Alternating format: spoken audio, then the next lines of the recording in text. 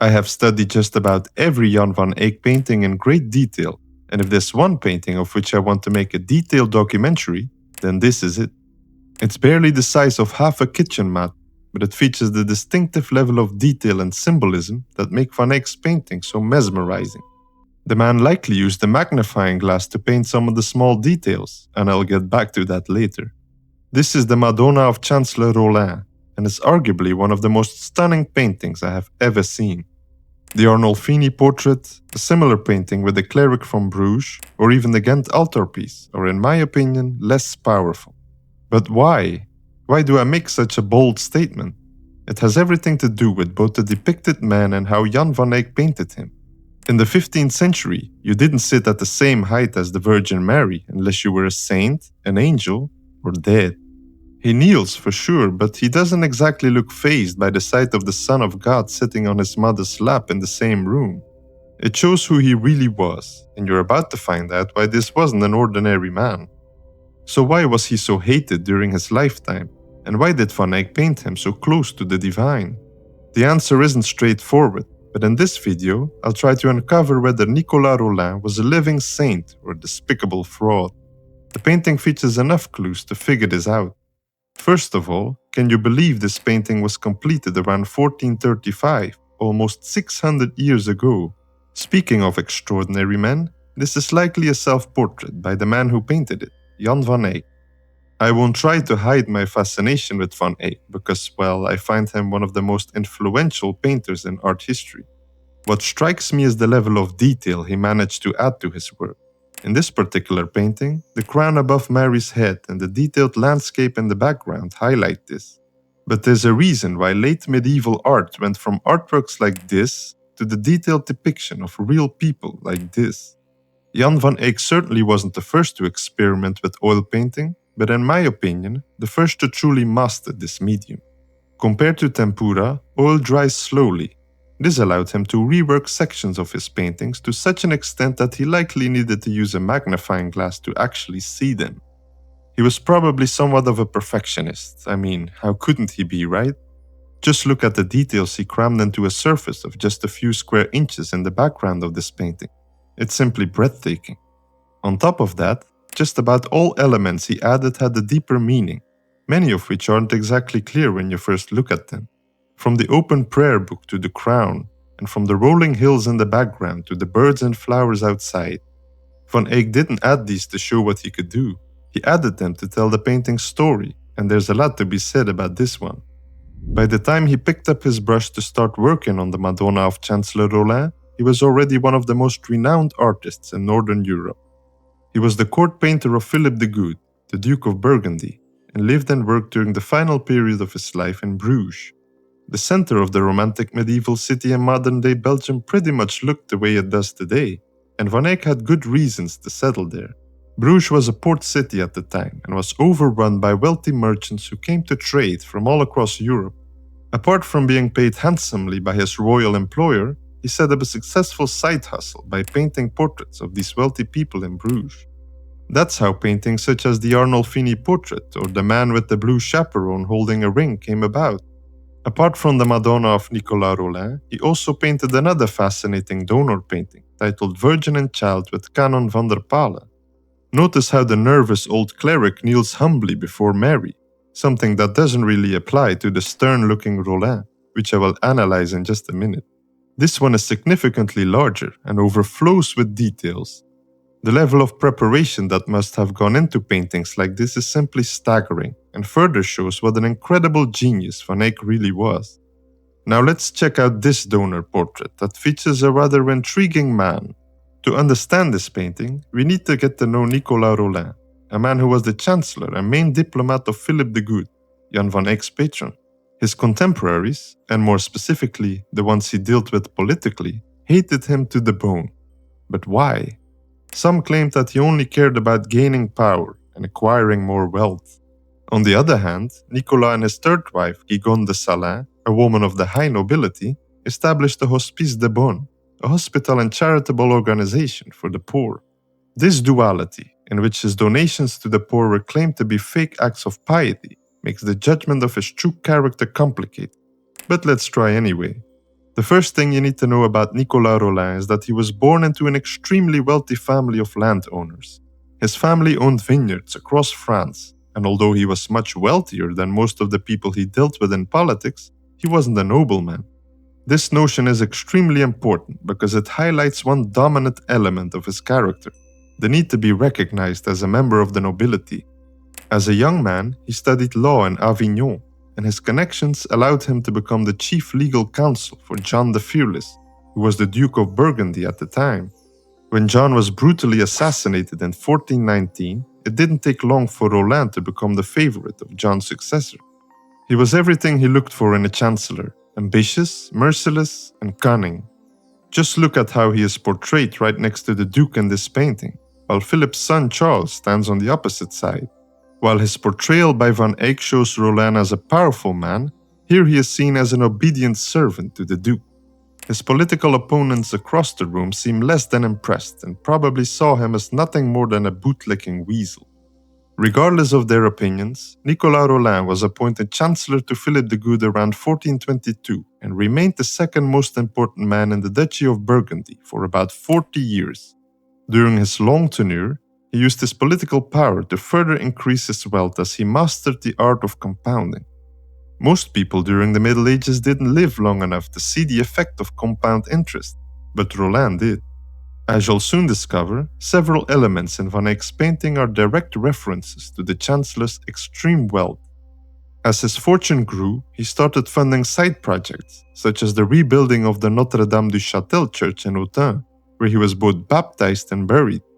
This is also where Van Eyck's painting hung, in a side chapel dedicated to Rolin, until the church was destroyed and demolished during the French Revolution in 1794.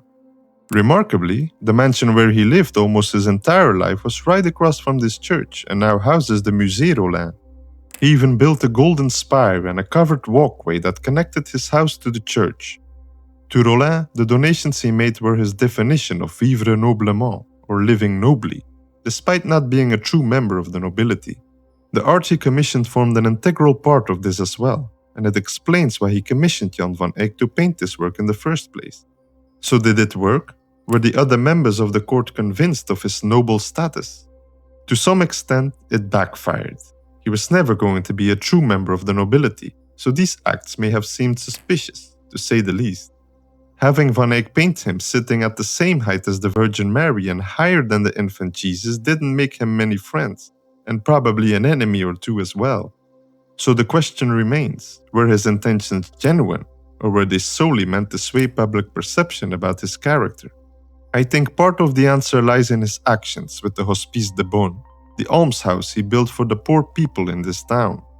9 out of 10 people in Beaune lived below the poverty line, and this meant quite something else than in modern Western societies. Disease, famine, and on top of that, thieves and thugs roaming around everywhere. This building provided shelter, food, and served as a hospital. Rolin likely showed his true character when he restructured its governance to support the women who worked there. With this act, he proved that he didn't solely have selfish interests, something stated in the founding charter. He said the Hospice de Beaune was established to exchange earthly goods for celestial ones, and to exchange the impermanent for the eternal. Now let's take a closer look at Jan van Eyck's painting, as these words will become significant when analyzing the Madonna of Chancellor Rolin. When we translate his own words, we can come to the conclusion that the painting was commissioned for 2 reasons. The first is to show his devotion to the Virgin Mary. He was an extremely pious man and wanted to be recognized as such. So what better way than to have an image in which you kneel in front of the divine, right? The detailed depiction of the book in front of him allows us to see that the page starts with the letter D, which stands for Domine, or Lord. The complete sentence is, Lord, open my lips, the opening words of a morning prayer, conducted before the sun rises. It's just my guess, but I think he probably spent quite a few mornings in front of this painting.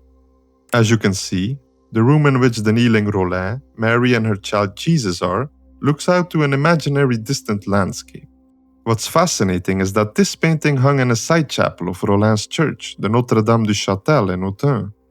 The Romanesque-style arcade that separates the room from the exterior view is the same as the one that separated the chapel from the main interior of this church. This was a visual trick that had a deeper meaning. He meant to say that praying, as exemplified by Rolin in this work, brings you closer to the divine. Looking closer at Rolin, you can see that just above his praying hands there's a church with a golden spire. This leaves no doubt that this is the Notre Dame du Châtel. His hands literally support the church, which was a common depiction of donors in similar works throughout the Middle Ages. It's as if he offers his church as a gift to the Virgin and Jesus, which in turn explains why he spent so much time and money rebuilding and decorating it. Speaking of decorations, the crown above Mary's head is another stunning element painted by Van Eyck, but he likely didn't include it to display his incredible talent. Rolin once donated such a crown to the church, and it was subsequently placed on top of the head of a sculpture of the Virgin Mary. Did it look exactly as it does in the painting? We'll never know, but in my opinion, it probably did. The infant Christ is also interesting. He holds a cross-bearing orb in his left hand while making a blessing with his right. When you look closely, you can see that the tips of his fingers connect to the bridge in the background. This bridge leads to Rolin's church, which he is supporting with his hands. Van Eyck created a clever bridge between the pious politician on the left and the divine on the right. The final thing worth noting in the interior is the carvings on the capitals on top of the pillars. Some art historians have suggested that they represent the 7 deadly sins, but there's no general agreement on this. What's certain is that some of these can be identified as being related to Rolin's vineyard, which brought him most of his fortune. The drunkenness of Noah and Abraham and Melchizedek are both stories that feature guys getting drunk on wine. But it's not just about indulging in wine-drinking sessions. It also references the Eucharist, which makes sense since the painting hung right above an altar for centuries. Let's zoom out once again so we can look at the floor tiles for a second.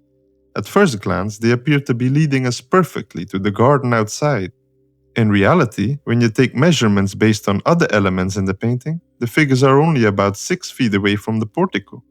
I won't call Rolin obese, but it's likely he couldn't squeeze himself through the pillars to reach this garden.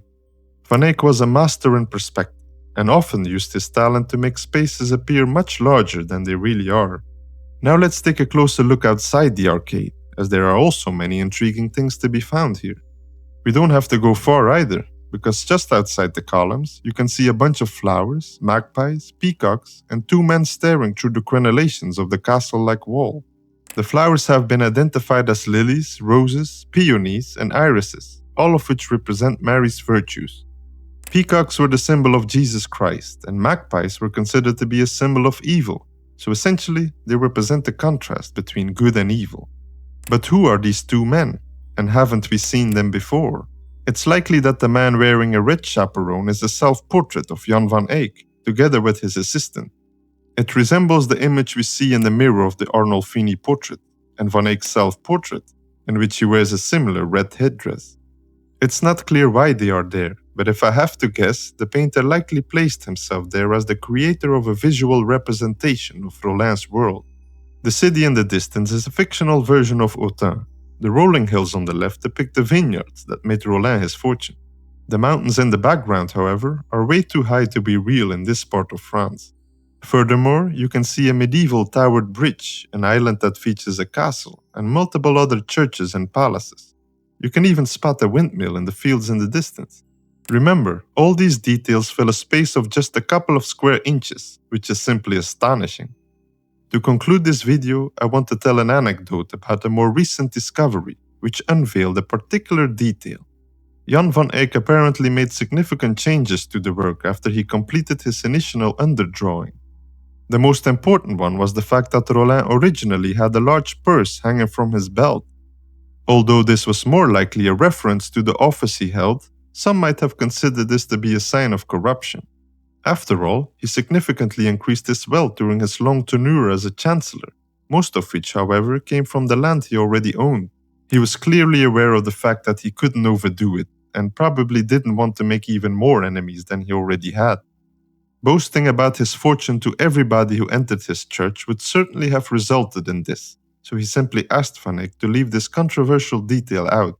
So was Nicolas Rolin a genuine philanthropist or a sleazy politician who only cared about power and money? For centuries, he had been described as the Lada, but in my opinion, he didn't act any differently than any of the other ambitious men of his time. His former boss, John the Fearless, was assassinated, so trying to be an angel would have been suicide during this gloomy period in human history. He bowed down to his new boss, Philip the Good, and that's why he was his second man for about 4 decades. This painting shows his desperate urge for recognition on Earth, which explains the hatred he received. It also shows his burning desire for salvation at the end of his life, which, for centuries, was likely misunderstood as fake godliness. Given the cruel times he lived in, I think the judgment of his character, which this painting enforces, just might have been a little too harsh.